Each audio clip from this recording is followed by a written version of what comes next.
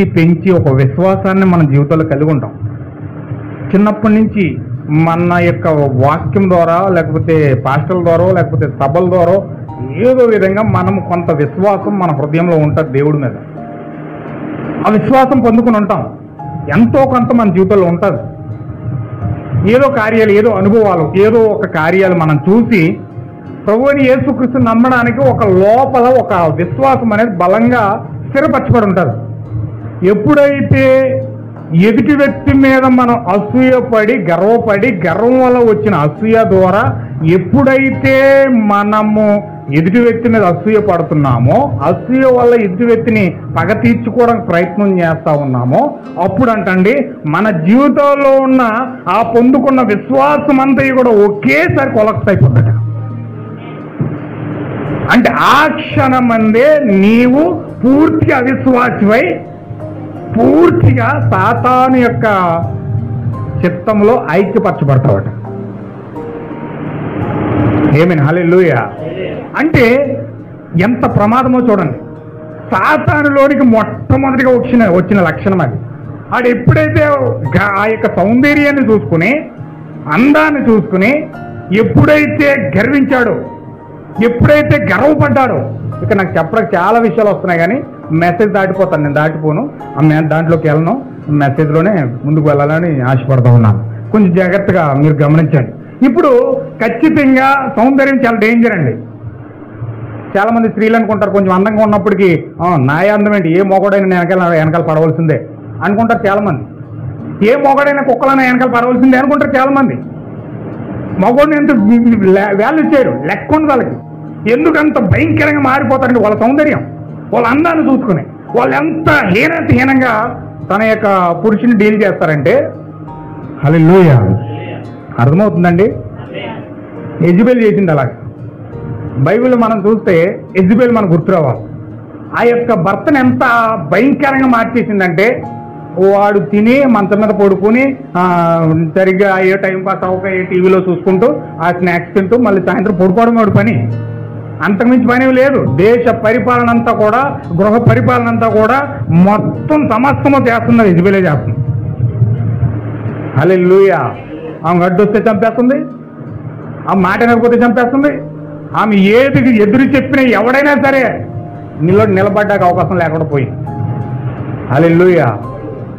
ఈరోజు ఆ యెజబెల్ ఎవరు? ఈరోజు ఆ యెజబెల్ ఎవరు? రోమన్ క్యాథలిక్ సంఘం.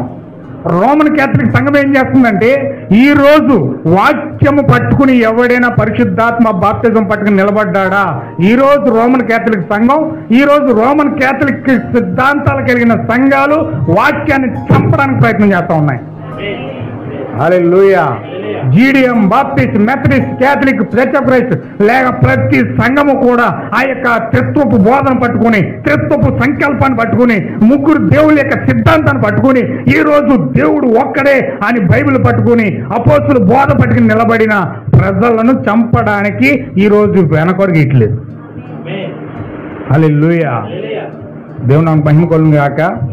ఈరోజు భౌతిక సంబంధమైన స్త్రీ అలాగే ఉంది, ఆత్మ సంబంధమైన స్త్రీ అలాగే ఉంది, సంఘం అలాగే ఉంది, కుటుంబం అలాగే ఉంది. దేవుని మహిమ కలుగును గాక. ఈరోజు సత్యం పట్టుకుని నిలబడితే శత్రుత్వ బోధ చంపడానికి ప్రయత్నం చేస్తాం. అనేక మంది పరిశుద్ధులను 60 లక్షల మంది ప్రజల్ని నిజమైన పరిశుద్ధమైన బోధ పట్టుకుని బోధించడం చంపించారు. ఆమేన్, హల్లెలూయా. ఏమైనా వింటున్నారా? మీరు వింటున్నట్టు నాకు ఏమనిపించట్లేదు. నా లోపల నుంచి రావాలి కదండి. హల్లెలూయా. ఎంతమందిని చంపించారు? ఎంతమందిని అండి? 60 లక్షల మంది పరిశుద్ధుల్ని రోమన్ క్యాథలిక్ సంఘం పొట్టనెట్టుకుంది. రోమన్ క్యాథలిక్ సంఘం పొట్టన పెట్టుకుంది. ఎందుకని? నిజమైన అపోస్తుల బోధ పట్టుకున్నందుకు, నిజమైన సత్యాన్ని పట్టుకున్నందుకు, నిజమైన వాక్యాన్ని, నిజమైన పరిశుద్ధాత్మ బాప్తిజాన్ని ప్రసంగిస్తున్నందుకు 60 లక్షల మంది పరిశుద్ధుని చంపేసి, ఇప్పుడు అది ఎలా ఉందో తెలుసండి. యేసుకేలు గ్రంథం ముయ్యొద్దు, ప్రకటన గ్రంథం చూడండి. ప్రకటన గ్రంథం 17 అధ్యాయము 4వ.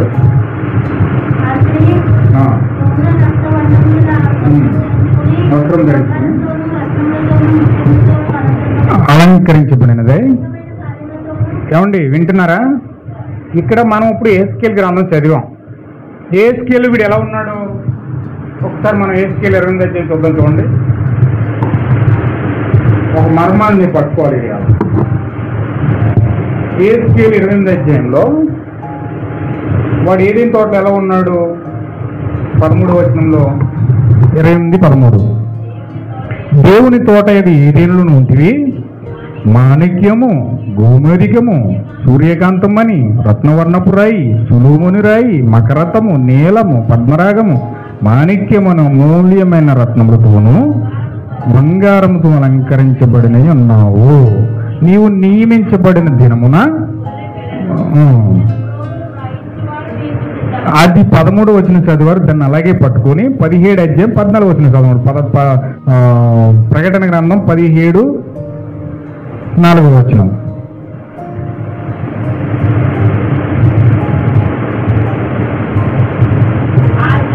అది ధూమ్ర రక్తవర్ణము గల వస్త్రము ధరించుకొని బంగారముతోనూ రత్నములతోనూ అలంకరించబడినదై ఏయమైన కార్యములతోనూ తాను చేయుచున్న వ్యభిచార సంబంధమైన అపవిత్రాత్మలతోనూ నిండిన యొక్క సువర్ణ పాత్రను చేత పట్టుకుని ఉండేను.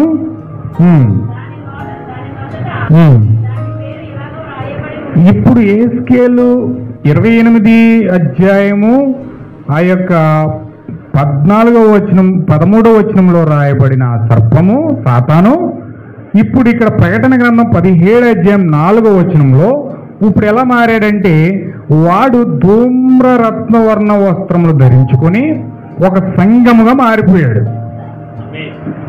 హల్లెలూయా. ఒక పురుష దూతగా చేయబడిన దేవదూత, ఒక పురుషుడిగా లూసిఫర్గా చేయబడిన ఒక దేవదూత, వీడు చివరికి ఆది కాండంలోకి వచ్చేటప్పుడు ఎలా మారిపోయాడు? ప్రకటన గ్రంథంలోకి వచ్చేటప్పటికి ఒక అబద్ధ సంఘముగా మారిపోయాడు. వీడు బంగారముతోనూ రత్నములతోనూ ఆ యొక్క ముత్యాలతోనూ అలంకరించబడి ఏహమైన కార్యములతోనూ చేయించిన వ్యభిచార సంబంధమైన అపవిత్రమైన కార్యములతో నిండిన ఒక సువర్ణ పాత్రను పట్టుకొని వీడు ఎలా ఉన్నాడంటే అక్కడ నిలబడి ఉన్నాడు. దాని నొసట ఇలాగు రాయబడి ఉన్నది, మర్మము, వేశ్యలకును భూమిలోని ఏహ్యమైన వాటికి తల్లి అయిన మహాబబులోను ఆ స్త్రీ పరిశుద్ధుల రక్తముతోనూ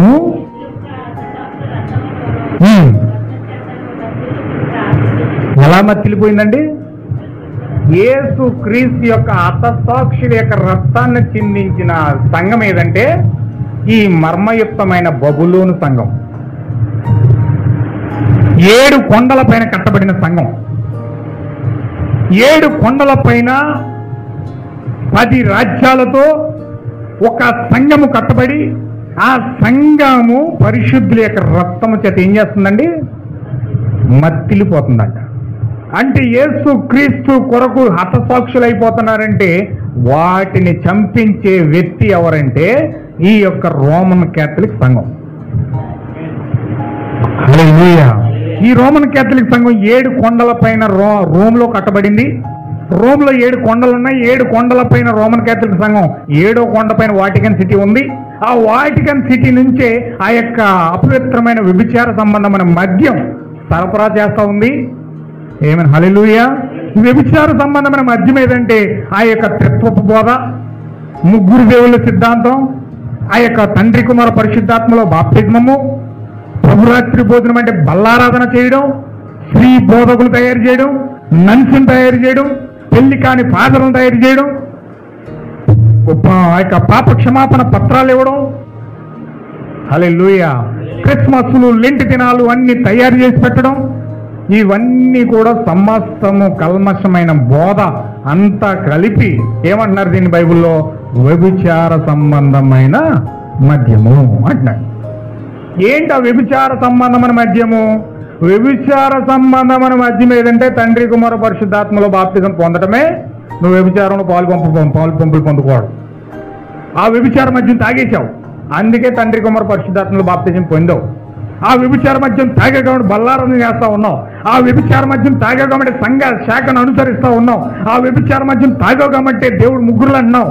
ఆ వ్యభిచార మద్యం తాగో కాబట్టి ఆ యొక్క ప్రభురాత్రి భోజనాన్ని బల్లారాధన అంటున్నావు, స్త్రీ బోధించొచ్చు అంటున్నావు. అన్ని రకాల కల్మషమైన బోధంతా బోధిస్తున్నావు. అంటే వాక్యానికి వ్యతిరేకమైన బైబిల్లో లేని సిద్ధాంతాలన్నీ నువ్వు బోధిస్తున్నావు. అంటే నీవు వ్యభిచార సంబంధమైన మద్యాన్ని తాగటం వలన నీవి కార్యాలన్నీ చేస్తా ఉన్నావు. హల్లెలూయా.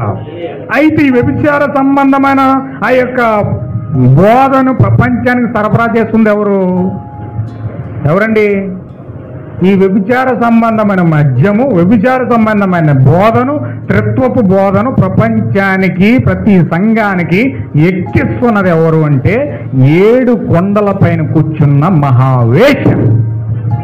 ఈ మహావేషనే రోమన్ క్యాథలిక్ సంఘం అని మనం చెప్తున్నాం. ఎందుకు రోమన్ క్యాథలిక్ సంఘం మన కళ్ళెదురుగా కనబడుతుంది? 7 కొండల పైన కష్టపడింది. అది 7వ కొండ పైన వాటికని సిటీ ఉందని నెట్లు చూపెడుతున్నాయి, ఈ గూగుల్ చూపెడుతుంది. అన్ని సమస్యలు దాన్నే ఫోకస్ చేస్తూ ఉన్నాయి. ఇంకెక్కడ లేదు. ఒకవేళ 7 కొండలో ఉండే 2 ప్లేసులు ఉన్నాయి. 7 కొండలు ఉండే ప్లేసులు 3 ఉంటాయండి. 7 కొండలు 3 చోట్ల ఉంటాయి.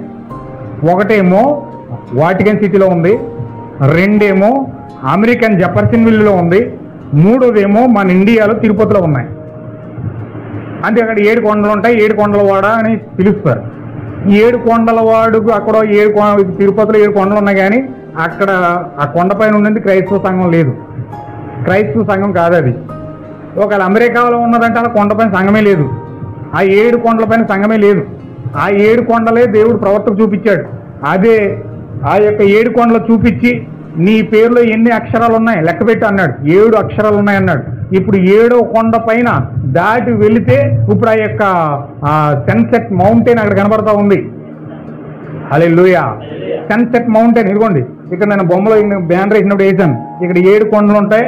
7 కొండల పైన ఆ యొక్క 7వ కొండ సన్సెట్ మౌంటైన్ ఉంటుంది. ఈ సన్సెట్ మౌంటైన్ ఏదో కాదు, విలియం బ్రహ్మ్ యొక్క ముఖం ఉంటుంది. ఇక్కడ ఈ సన్సెట్ మౌంటైన్ పైన డైరెక్ట్గా విలియం బ్రహ్మ్ ముఖం ఉంటుంది. ఎవరు చెక్కాడో ఎవరు ఉంచాడో ఎవరికి తెలియదు. అసలు కొన్ని శతాబ్దాల క్రితమే భూమికి పునాదులు వేయబడక ముందే దేవుడు సృజించినప్పుడే ఆ పర్వతాన్ని దేవుడు విలియం బ్రహ్మ్ ముఖంతో సృష్టించాడు. హల్లెలూయా. ఆయన పశ్చిమ దిక్కెళ్ళు ఎందుకు చెప్తున్నాడంటే ఆ పర్వతం పైనే ఆ దూతలను కలుసుకోవాలి ప్రవర్త. 7 ప్రవర్తలు భూమి మీదకి వస్తుంటే ఆ 7 ప్రవర్తనని కరెక్ట్గా ఈ పర్వతం మీదకి వచ్చినప్పుడు కలుసుకుంటాడు. ఇక్కడ ఈ పర్వతానికి ఎందుకు వెళ్ళమన్నాడంటే ఈ పర్వతమే అభిషేకించబడిన పర్వతం. అక్కడే విలియం బ్రహ్మ్ అభిషేకించబడాలి, అక్కడ ఆ స్థానంలోనే అభిషేకించబడాలని దేవుడు ఒక రూట్ మ్యాప్ గీశాడు. కాబట్టి అక్కడికి వెళ్ళమంటున్నాడు. హల్లెలూయా. అబ్రహాము బలి ఇంటికాడ ఇచ్చేయచ్చు, ఇస్సాకుని ఇంటికి బలి ఇచ్చేయమన్నాడు. ఆ బలి ఇవ్వడానికి ప్లేస్ కూడా నిర్ణయించాడు. ఏ ప్లేస్ అంటే మోరియా పర్వతం. నువ్వు వెళ్ళి మోరియా పర్వతం పైకి వెళ్ళి నీ కుమారుని బలిచ్చి అన్నాడు. హల్లెలూయా. ఇప్పుడు ఆ మోరియా పర్వతం ఎక్కి వెళ్ళిన తర్వాత అక్కడ బలిచ్చాడు. ఇప్పుడు ఆ మోరియా పర్వతం పైనే అక్కడే సొలొమోను మందిరం కట్టాడు. దాని ఎదురుగా సొలొమోను మందిరం కట్టాడు. అక్కడ మందిరం కట్టబడింది. అక్కడే యాకోబు నుంచి నేర్చుకుని ప్రార్థన చేశాడు. దేవదూతలు ఎక్కుతూ దిగుతూ అక్కడ కనబడ్డాయి. అదొక దేవాలయం, అదొక అభిషేకించబడిన స్థలం. ఎందుకంటే దేవుడికి ఒక స్థలం ఉంటాడు. హల్లెలూయా. చూడండి ఒకసారి ఒక లేఖనం చూపిస్తాను మీకు. నేను దాడుతున్నాను, దేవుడు నన్ను అలాగ అటు ఇటు తిప్పుతున్నాడు. మరి నిర్గమకాండం, ద్వితీయోపదేశకాండం 16 అధ్యాయం మొదటి నుంచి చదవండి. ద్వితీయోపదేశకాండం 16. అబీబు నెలను ఆచరించి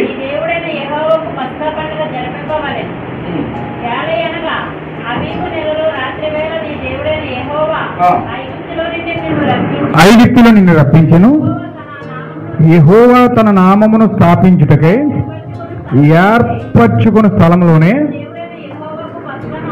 అదనమాట. అంటే ఇజ్రాయేల్ అందరూ ఎక్కడున్నారండి? ఐగుప్తు దేశంలో ఉన్నారు. కానీ వీళ్ళు పస్కా ఎక్కడ చేయాలంటే యెరూషలేము దేశంలో చేయాలి. అక్కడ ఏర్పాటు చేశాడు దేవుడు. ఆ స్థలంలో పస్కా చేయాలి. ఎందుకంటే పస్కా చేయాలంటే ఆ దేశంలోకి వెళ్ళిపోవాలి. అందుకు దేవుడు ఏం చేస్తున్నాడంటే మోషేని ఇక్కడ తీసుకొచ్చి మోషేని అందరిని పిలిపించి ఐగుప్తు దేశం నుంచి అందరిని విడిపించుకొని పాలు తెలు ప్రవహించి దేశాన్ని తీసుకెళ్ళిపోతున్నాడు. ఎందుకు తీసుకెళ్తున్నాడంటే పస్కా చేయాలి వాళ్ళు. పస్కా ఎందుకు చేయాలంటే దేవునికి గొర్రె పిల్లను వధించి రక్తం సిందిస్తేనే దేవుడు వారిని అంగీకరిస్తాడు. అది ఎక్కడ పడితే అక్కడ దేవుడు బలి చేయడం కుదరదు. ఐగుప్తులు సంఘం కట్టుకున్నారు కదా, ఐగుప్తులు ఆరాధన చేస్తున్నారు కదా, ఓ 10 మంది కూడేకుని ఆ ఐగుప్తు దేశంలోనే ఏ కొడుకు ఇక్కడ ప్రార్థన చేసుకుని గొర్రె పిల్లని బలి చేస్తే దేవుడు స్వీకరించండి. ఎక్కడో చోట కట్టేసుకునే సంఘం, ప్లేసులు లేవా? ఐగుప్తు దేశంలో స్థలాలు లేవా? బోల్డ్ స్థలాలు ఉన్నాయి. ఎక్కడో చోట పెద్ద చర్చి కట్టేసుకుని అక్కడ బలిపీఠం కట్టుకుని అక్కడ గొర్రెను కోసేస్తే అయిపోద్ది కదా. దేవుడు ఎందుకు పని కట్టుకుని ఆ యెరూషలేము దేశం వెళ్ళమన్నాడు? ఎందుకంటే దేవుడు ఐగుప్తు దేశంలో బలి చేయడానికి ప్లేస్ ఎన్నుకోలేదు. దేవుడు ఇశ్రాయేలు ప్రజలకి బలి చేయడానికి యెరూషలేమును ఎన్నుకున్నాడు.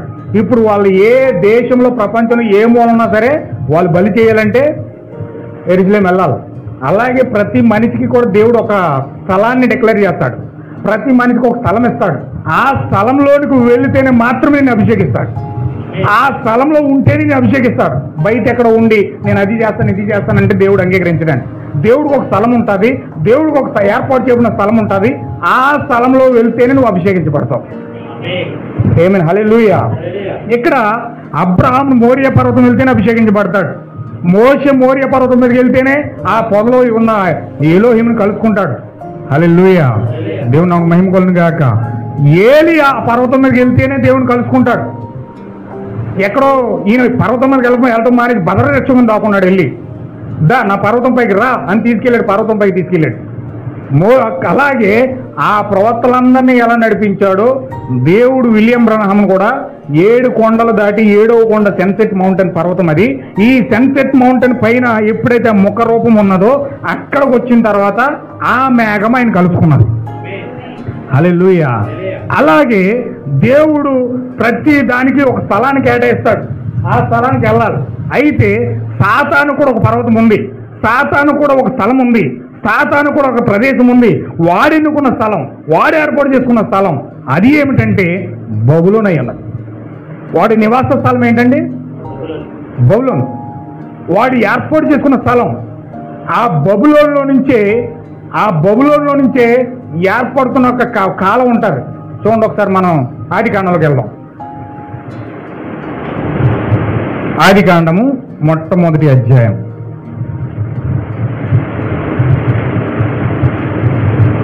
ఆదికాండం మొట్టమొదటి అధ్యాయం, రెండో అధ్యాయము 10వ వచనం చదవండి.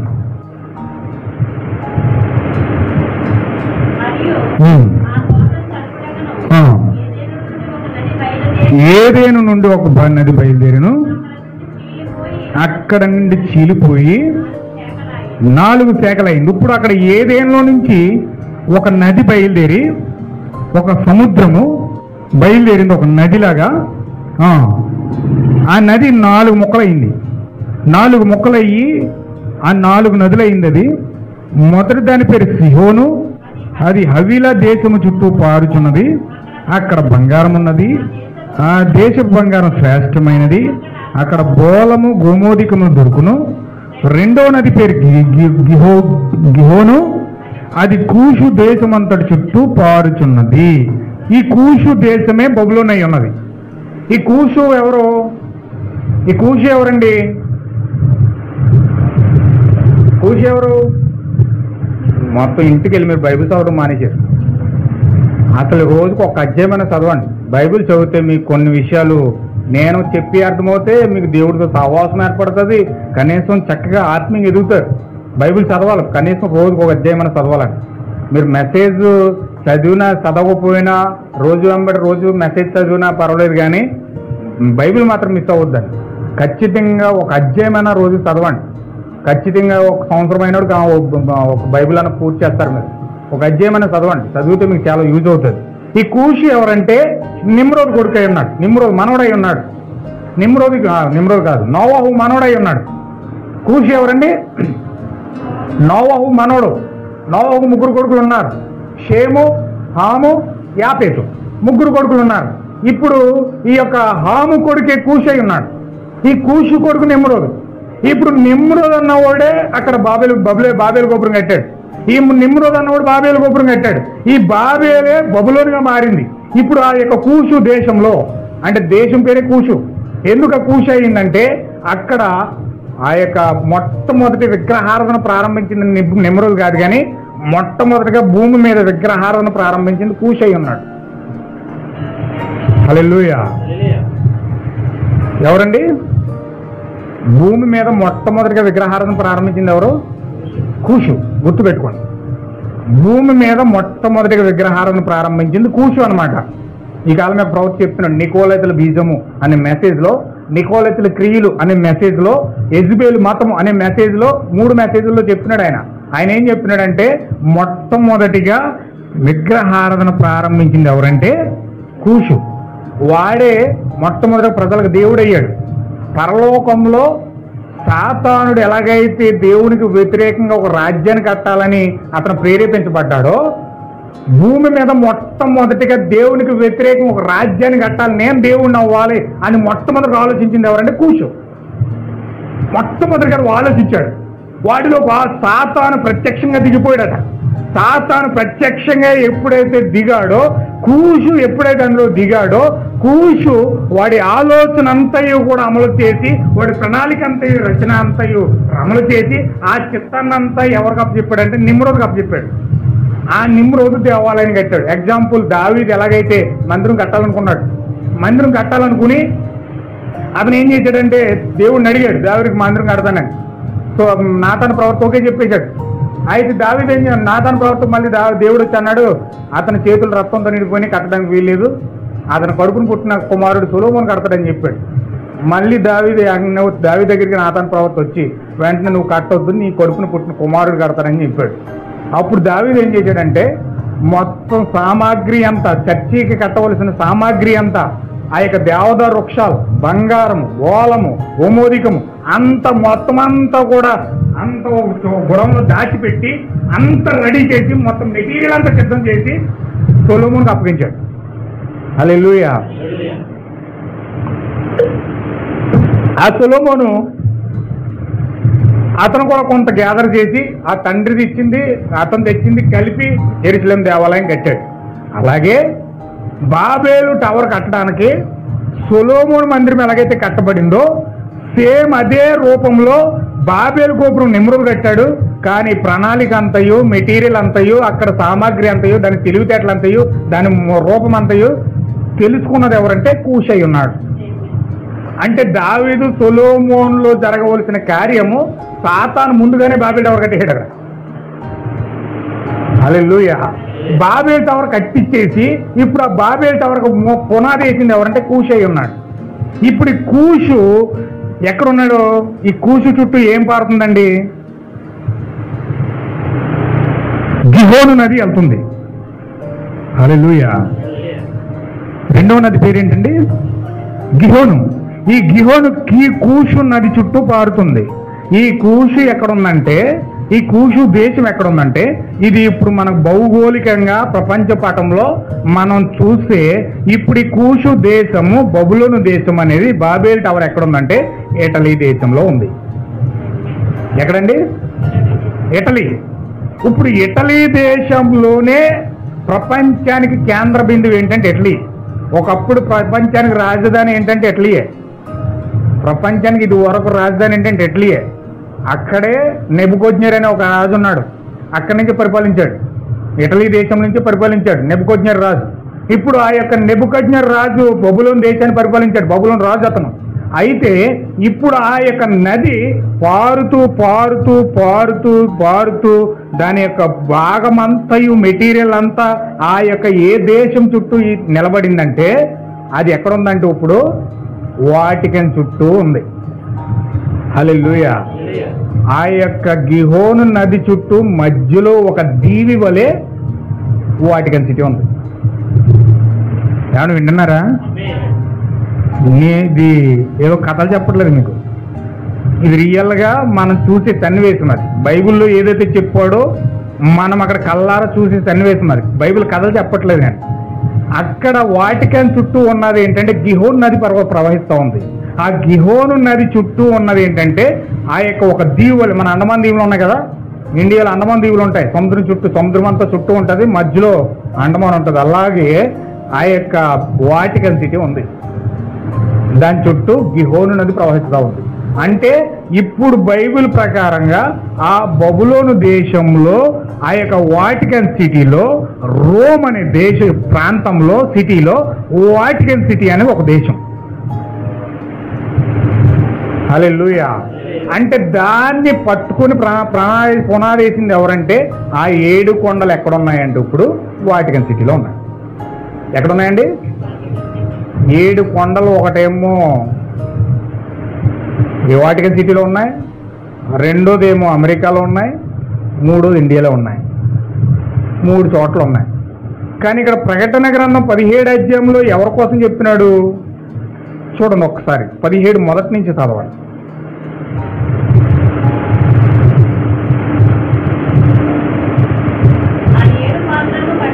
ఆ 7 పాత్రలు పట్టుకొని ఉన్న 7 దేవదూతల్లో ఒకడు వచ్చి నాతో ఇట్లా, నేను నువ్వు ఎక్కడికి రమ్ము, విస్తార జలముల మీద కూర్చున్న మహావేశ్యకు. ఆ విస్తార జలములు అంటే ఎవరంటే అదే అధ్యాయంలో 15 వచనం చదవండి. 17 అధ్యాయము 15 వచనం.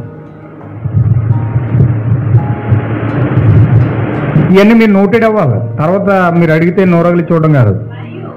కొంచెం జాగ్రత్తగా దృష్టి పెడితే మీకు మైండ్లో పెట్టుకుంటే గుర్తుంటాయి.